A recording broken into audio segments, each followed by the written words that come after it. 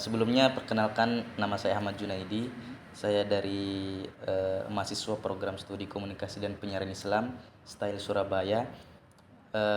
Pada kesempatan kali ini saya ingin meminta waktunya dengan Ustazah siapa dulu? Ustazah Ridia untuk melakukan wawancara mengenai Rumah Quran Surabaya. Mungkin kita langsung saja ke inti wawancara, yaitu saya ingin menanyakan beberapa hal tentang Rumah Quran Surabaya ini. Kita ke pertanyaan yang pertama. Bisa diceritakan sedikit bagaimana latar belakang atau cerita awal bagaimana didirikannya Rumah Quran Surabaya ini, kemudian apa visi daripada Rumah Quran ini, Ustazah? Baik, kalau bicara latar belakang atau sejarahnya berdirinya Rumah Quran sebenarnya belum lama ya Mas ya, masih kurang lebih 1 tahun. Jadi awalnya itu kita berangkat dari keprihatinan. Kita tahu bahwa masyarakat Indonesia itu mayoritas adalah Muslim, dan Muslim itu sendiri banyak yang ternyata jangankan untuk memahami Al-Quran ataupun menghafal ya. Meskipun sekarang lagi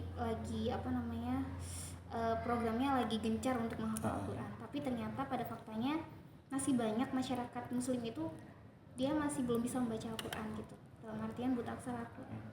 Maka dari sana kita tergerak untuk bagaimana nih kita bisa memunculkan metode yang bisa diterima oleh kalangan banyak orang juga, khususnya Muslim, untuk bisa cepat membaca Al-Quran gitu. Seenggaknya mereka bisa baca Quran dulu sebelum nanti biar lebih mudah untuk memahami dan menghafalnya, seperti itu. Berarti awal mulanya Rumah Quran ini berdiri dari keprihatinan pribadi ya Ustazah. Oke, baik Ustazah. Kemudian pertanyaan yang selanjutnya yaitu apa saja program unggulan belajar yang ada di Rumah Quran ini? Kemudian metode pembelajarannya seperti apa? Mungkin bisa dijelaskan. Untuk program unggulan kita adalah belajar cepat membaca Al-Quran. Jadi kalau kita tahu bahwa kita dulu waktu masih kecil ya, untuk bisa membaca Al-Quran itu kan butuh waktu yang lama gitu. Betul. Mulai dari mengenal hurufnya, membaca per kata kayak gitu kan masih bisa sampai tahunan ya. Nah, di sini kita mengembangkan metode yang karena kita kan khususnya di Surabaya ini ya. Kita Rumah Quran Surabaya, kita berdirinya juga melihat kondisi di Surabaya yang mobilitasnya sangat luar biasa sibuknya. Banyak orang-orang yang mungkin nggak sempet ya untuk belajar, jadi kita melihat mereka, tapi mereka ingin sekali untuk bisa membaca Al-Quran gitu. Bahkan di usia-usia yang sudah lanjut, mereka baru sadar bahwa oh iya, saya harus bisa membaca Al-Quran. Nah, dari sana kita belajar juga, kita kembangkan metode yang cepat gitu.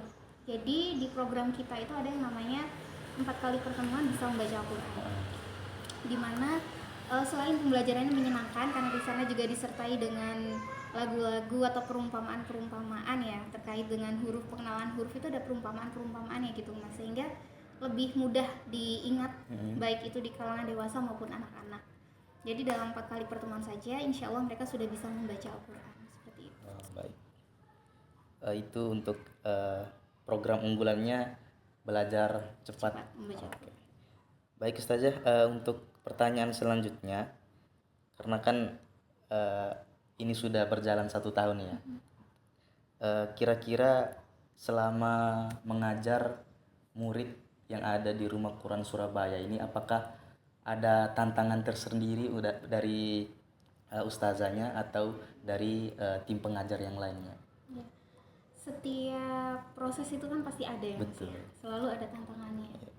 Saya sangat ingat yang sangat berkesan dengan saya, kalau mungkin mengajar dewasa khususnya, kalau anak-anak mungkin tantangannya mereka kurang fokus dan lain-lain. Sedangkan kalau dewasa itu sebaliknya, mereka sangat fokus, saking fokusnya itu kita, karena mereka sudah dewasa ya, jadi kadang kita harus lebih berpikir keras gitu untuk bisa memahamkan.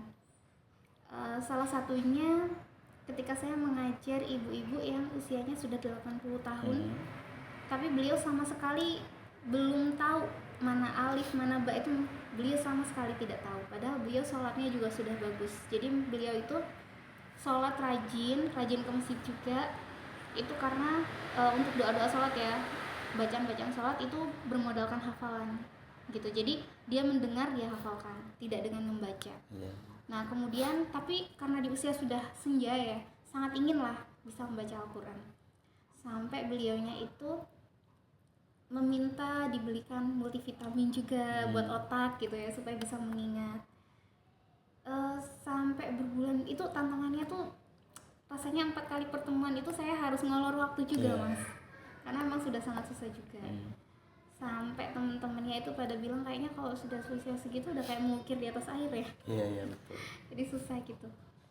Nah di situ sih tantangannya, saya jadi harus berpikir ulang metode yang selama ini saya kembangkan itu harus saya godok lagi gitu, gimana caranya supaya untuk ibu-ibu atau orang tua yang berkebutuhan khusus seperti ini, yang sudah sepuh seperti ini, supaya bisa ngikutin juga seperti itu.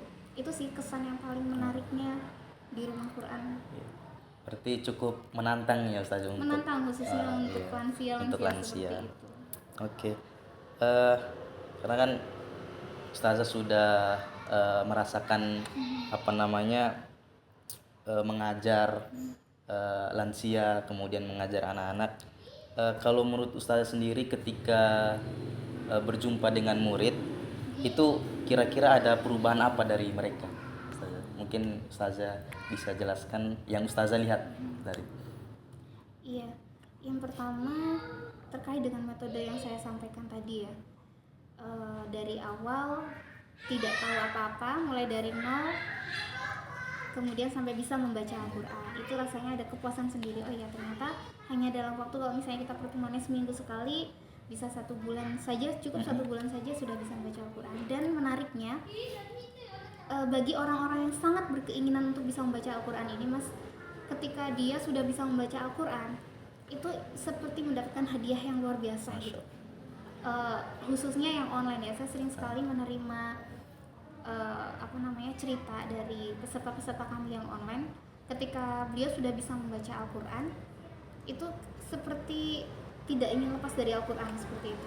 Jadi inginnya itu ingin selalu baca aja gitu, setiap selesai sholat baca, bahkan ketika di perjalanan juga membaca. Itu adalah hadiah luar biasa sih. Oke. Mungkin ini pertanyaan terakhir dari saya Ustazah. Cukup menarik dari apa yang sudah kita bahas dari awal tadi, tapi saya ingin memberikan pertanyaan terakhir tentang sekiranya apa harapan besar daripada Rumah Quran ini Ustazah? Iya, harapannya karena kita berangkat dari dakwah ya Mas ya, kita berangkat dari semangat dakwah untuk bisa selain membumikan Al-Quran, tapi juga turut membantu pemerintah untuk bisa memberantas buta aksara Al-Quran ya. Jadi harapannya ya Rumah Quran Surabaya ini bisa memberikan manfaat lebih luas kepada masyarakat. Banyak masyarakat yang akhirnya tahu Rumah Quran, sehingga khususnya bagi masyarakat yang memiliki kesibukan yang sangat luar biasa ya, dengan karirnya, dengan aktivitas-aktivitasnya, itu bisa tetap belajar Al-Quran. Jadi bisa tetap bisa membaca Al-Quran. Melalui Rumah Quran Surabaya, kita insya Allah kita akan bantu mereka untuk bisa membaca Al-Quran lebih cepat seperti itu, karena waktunya juga fleksibel. Oh iya. Oke, baik Ustazah, itu tadi pertanyaan terakhir dari saya. Sesuai dengan harapan Ustazah tadi, semoga Rumah Quran Surabaya kedepannya semakin eksis, kemudian bisa mendapatkan murid yang lebih banyak lagi, agar bisa memberikan manfaat juga untuk orang-orang di sekitar kita. Mungkin demikian Ustazah, saya ucapkan terima kasih banyak atas waktunya. Mohon maaf apabila ada perkataan atau sikap yang kurang berkenan, saya mohon maaf yang sebesar-besarnya. Mungkin itu saja, kita akhiri sampai sini.